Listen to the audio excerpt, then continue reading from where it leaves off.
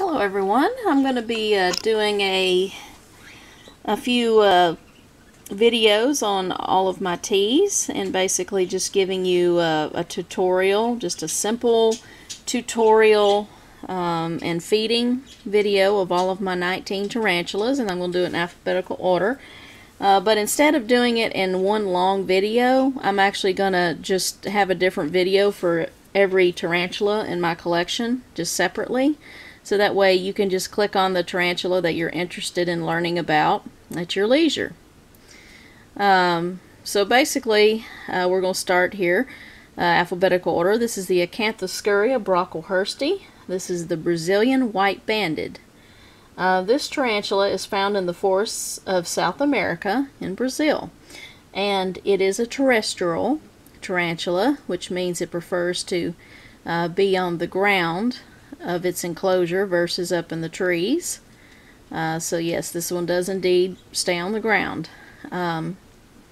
They are skittish, so they are not recommended for handling. They do have a voracious appetite, so they may mistake your finger for a superworm and take a bite. They're very hair flicky, and mine is no exception. They can grow up to about 7 to 9 inches in leg span. This one is about 1.5 inches, and as you can see by the abdomen there, it is very dark and it is swollen. So because it is in pre-molt, we're not going to feature a feeding video for this particular tea today. But as far as the enclosure setup goes, since it is terrestrial, you want to make it more horizontal than vertical, and I just gave it a fake plant to burrow or hide in, rather, and I just gave it a little bottle cap water dish there. And as far as temperature goes, basically when it comes to tarantulas and the temperature, if you're comfortable, very likely your tarantula is comfortable too. A lot of people like to put thermometers in their enclosures. I don't think it's necessary. Just keep it middle of the line. Most people seem to think that anywhere between 65 and 75 is comfortable.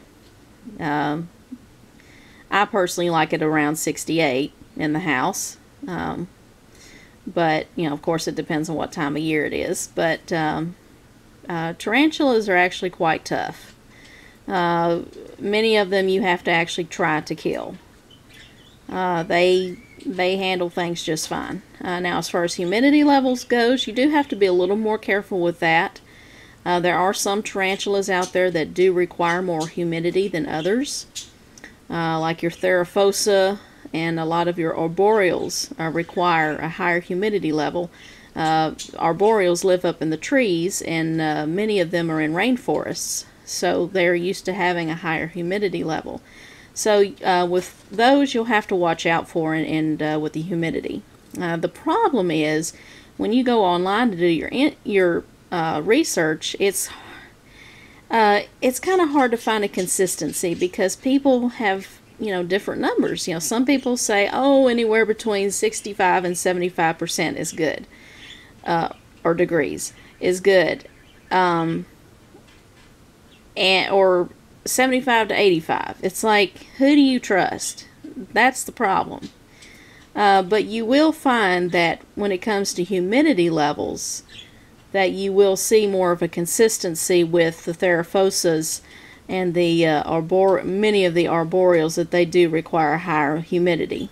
As for this one, the Acanthoscurria brocklehursti, just keep it at middle of the line. It's good. Keep the water dish full, and what I do, this is just a personal preference, I just spray mist this side of the enclosure, and if the tarantula's thirsty, it can come over here and either suck water out of the substrate or the sides of the enclosure or the water dish itself. And if it prefers to be in a drier climate, then it can just go over there where it's dry. So yeah, that's all you really have to do. This one is a very low maintenance tarantula. Most terrestrials are very low maintenance. with the exception of the Theraphosis. So there you go. This is the Acanthoscurria brocklehursti, the Brazilian white-banded, and I'm going to do these in alphabetical order, so this is my first one.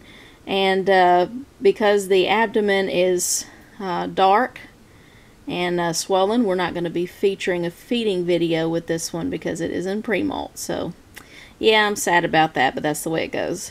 So I'm really hoping that this tarantula will molt soon because it's going to be beautiful. I mean, it already is, but it's going to be even more beautiful when it molts. So I'll be sure to feature a video on that after it does molt. Okay, so that's enough for this one. Alright, thanks guys. Stay tuned for the Acanthoscurria geniculata. Thanks.